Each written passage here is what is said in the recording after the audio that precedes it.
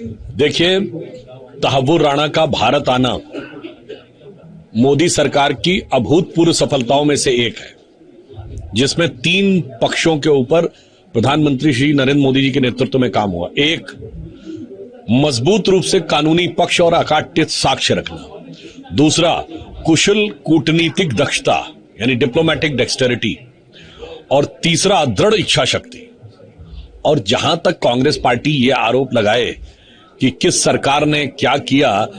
तो उनके जमाने की तो मैं याद दिलाना चाहता हूं कि 2008 का 26/11 का हमला होने के बाद भारत के तत्कालीन वायुसेना अध्यक्ष फाली होमी मेजर साहब ने कई वर्षों के बाद यह कहा कि एयरफोर्स सर्जिकल स्ट्राइक के लिए तैयार थी, मगर कांग्रेस सरकार ने उसकी अनुमति नहीं दी। पूर्व अमेरिकी राष्ट्रपति बराक ओबामा ने अपनी किताब द प्रॉमिस लैंड में यह लिखा है 2010 में भारत यात्रा में मनमोहन सिंह जी के बात के आधार पर कि भारत की सेना एक बड़ी कार्रवाई के लिए तैयार थी, परंतु उस समय कांग्रेस की सरकार को यह लगा कि इससे भारतीय जनता पार्टी को लाभ न मिल जाए, इसलिए उन्होंने ऐसा नहीं किया था। और मैं दिग्विजय सिंह जी वरिष्ठ नेता, उन्हें याद दिलाना चाहता हूं, अरे आपकी सरकार ने नवंबर 2008 में 26/11 हमले के केवल 9 महीने बाद जुलाई 2009 में पाकिस्तान के साथ शर्म एल शेख में ज्वाइंट डिक्लेरेशन साइन किया था। यानी और आपने कहा था शांति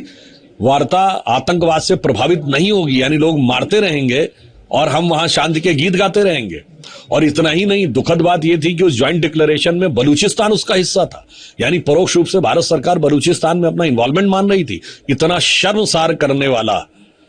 जिन लोगों ने एग्रीमेंट किया, वो आकर अगर ये आज बात कहते हैं तो मुझे लगता है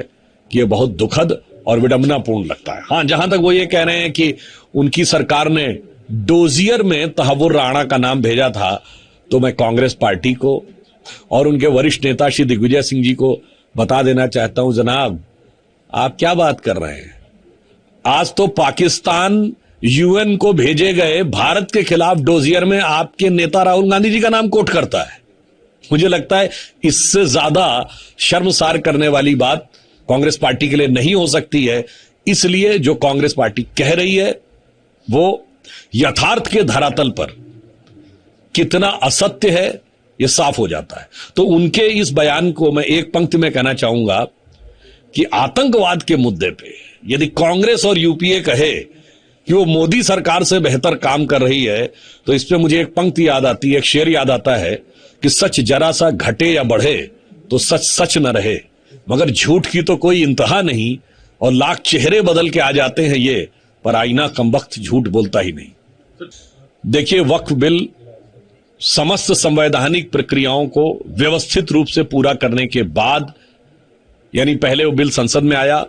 फिर संयुक्त संसदीय समिति के पास गया, संयुक्त संसदीय समिति ने बहुत व्यापक उसके ऊपर विचार विमर्श किया और फीडबैक लिए, फिर दोनों सदनों में पास होकर राष्ट्रपति महोदया के साइन के द्वारा कानून बना है। परंतु अभी भी कुछ लोग इसमें जो राजनीति करने का प्रयास कर रहे हैं, दुखद बात यह है कि पश्चिम बंगाल में ही ऐसा क्यों हो रहा है। यह अपने आप में एक सवाल उत्पन्न करता है कि यह ममता बनर्जी जी की जो राजनीति है, ऐसा प्रतीत होता है कि यह पूरे भारत के लिए एक भविष्य में चुनौती बनने की तरफ आगे बढ़ रही है। जिस प्रकार की उग्रता, आक्रामकता,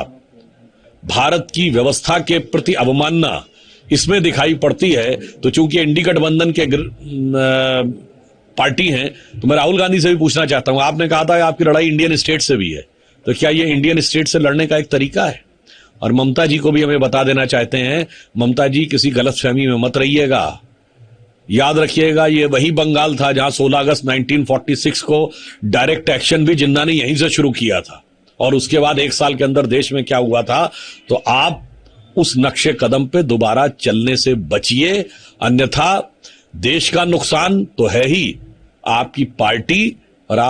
और बंगाल का भविष्य के लिए तो समस्या है ही, आपकी पार्टी का भी भविष्य बहुत बेहतर नहीं रहने वाला है।